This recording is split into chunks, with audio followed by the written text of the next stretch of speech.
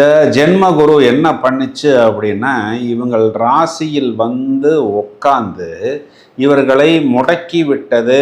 இவங்க இன்வெஸ்ட் பண்ணின இடத்துல இவங்களுக்கு ரிட்டர்ன்ஸ் வராமல் செய்து விட்டது. ஆனால் இவங்க யாருக்கெல்லாம் பணம் கொடுக்க வேண்டும் அப்படிங்கிற ஒரு சூழ்நிலையில் மாட்டிக்கொண்டார்களோ அவர்கள் மட்டும் கரெக்டாக டிஜிட்டல் எஃபெக்டில் வந்து இவர்களிடம் வாங்கி கொண்டு போய்விட்டார்கள்.